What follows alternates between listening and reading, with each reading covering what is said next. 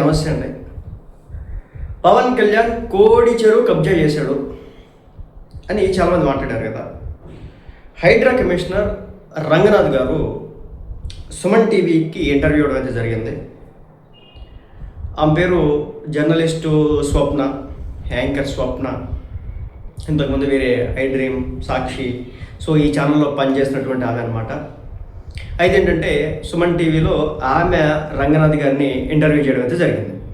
అయితే ఇంటర్వ్యూ చేస్తే ఆ ఇంటర్వ్యూలో రంగనాథ్ గారు కొన్ని విషయాలు చెప్పినారు. పవన్ కళ్యాణ్ గారు ఎలాంటి తప్పు చేయలేదు, పవన్ కళ్యాణ్ గారు ఎలాంటి తప్పు చేయలేదని చెప్పేసి ఈ రోజున రంగనాథ్ గారు స్టేట్మెంట్ ఇచ్చినారు. మరి పవన్ కళ్యాణ్ గారికి క్షమాపణలు, ఆయన మీద కబ్జాలు చేశాడని చెప్పేసి వార్తలు రాసిన వాళ్ళు ఎప్పుడు చెప్తారు? రౌండ్ టేబుల్ సమావేశాలు పెట్టినటువంటి పెద్ద ముత్తైదులంతా కూడా బయటకు వచ్చి ఎప్పుడు చెప్తారు?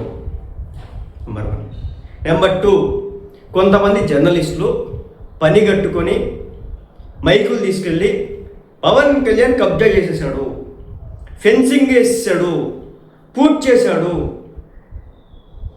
చివరాఖరికి కొంతమంది అయితే బీర్ బాటిల్ చూపించి ఇక్కడ పవన్ కళ్యాణ్ ఏదో వచ్చి తాగుతున్నట్టుగా ప్రొజెక్ట్ చేస్తున్నారు. వీళ్ళంతా ఎప్పుడెప్పుడు క్షమాపణ చెప్తారు?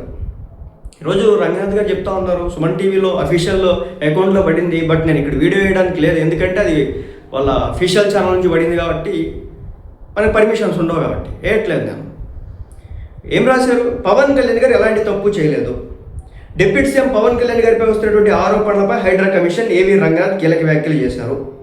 పవన్ కళ్యాణ్ గారు ఎలాంటి తప్పు చేయలేదని రంగనాథ్ స్పష్టం చేశారు. పూర్తి వివరాలు ఇప్పుడు సుమన్ టీవీలో చూడండి.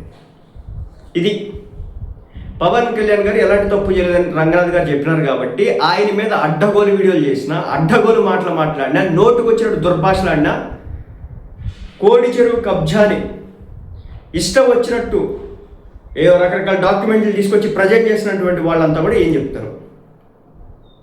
నేను తెలంగాణలోని అద్భుతమైన జర్నలిస్టుని, అసలుకి నేను స్ట్రింగ్ ఆపరేషన్ చేయడం నా అంత మగోడు ఇంకొకటి లేడు, నేను ఏదైనా చెప్పగలుగుతాను, అది ప్రజల్లోకి వెళ్ళిపోతుంది,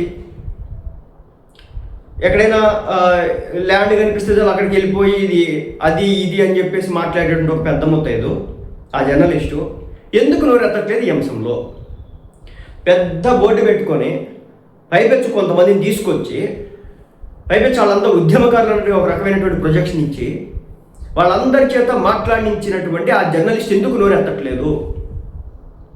చివరాఖరికి జనసేన పార్టీ లీగల్గా రియాక్ట్ అయినప్పటికీ కూడా తను చేసినటువంటి తప్పుని వెనక్కి తీసుకోకుండా, తన మాట్లాడింది తప్పు అని తెలిసినప్పటికీ కూడా తన అహంభావాన్ని చంపుకోవడం ఇష్టం లేక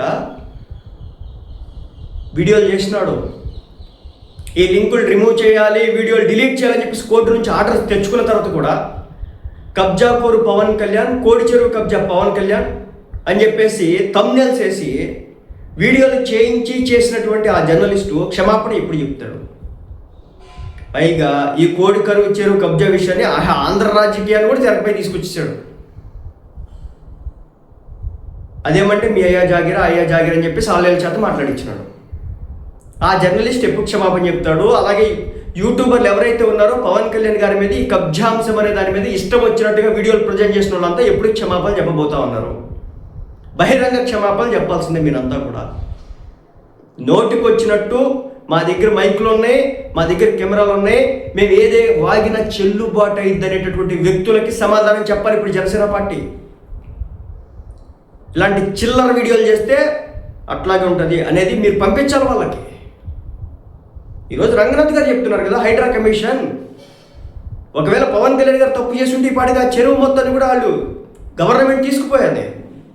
పవన్ కళ్యాణ్ గారు పబ్లిక్గా స్టేట్మెంట్ ఇచ్చిన తర్వాత కూడా నెక్స్ట్ డే నుంచి ఒక 2 వారాల పాటు వీడియోలు చేసినారు వాళ్ళు. ఈరోజు సుమన్ టీవీకి ఇంటర్వ్యూ ఇచ్చినాడు. ఇంటర్వ్యూలో చెప్పినాడు, ఒక మాట అన్నాడు ఆయన, పవన్ కళ్యాణ్ గారికి కావాలనుకుంటే ఈ భూమిని వేరే ఒకరికి అమ్ముకోవచ్చు అని. మరి దీనికేం సమాధానం చెప్తారు? ఆయన అమ్ముకుంటే ఇంకా కబ్జా కోరి పవన్ కళ్యాణ్ భూములు అమ్మేసుకుంటున్నాడు తెలంగాణలో ఉన్నాయి. ఇది ల్యాండు, దీనికి డాక్యుమెంట్స్ లేవు, ఇన్ని ఎకరాలు కబ్జా చేసినాడు, ఇప్పుడు ఇది రాయించుకున్నాడు, అది రాయించుకున్నాడు అని చెప్పేసి వార్తలు ప్రచారం చేసినారు కదా. నేలకు ముక్కుని నేలకు రాసి క్షమాపణ చెప్పాలి మీరంతా కూడా పవన్ కళ్యాణ్కి. పబ్లిక్గా ఆఫర్ ఇచ్చినాడు. నేను గనక కబ్జా చేశానంటే కనుక భూమిని తీసుకోండి, ప్రభుత్వం తీసుకోండి, వచ్చి నా దగ్గరకు వచ్చి తీసేసుకెళ్ళిపోండి, నా దగ్గరకు కూడా రావాల్సిన పని లేదు, తీసుకెళ్ళండి. ఓపెన్ స్టేట్మెంట్ ఇచ్చిన తర్వాత కూడా దిగజారుడు వీడియోలు చేసేటువంటి సన్నాసులంతా కూడా కళ్ళు తెరిచి ఇప్పుడు పవన్ కళ్యాణ్కి క్షమాపణ చెప్పండి. మీరు క్షమాపణలు ఎప్పుడు చెప్తారో అదే దానికోసం వెయిటింగ్ అన్నమాట.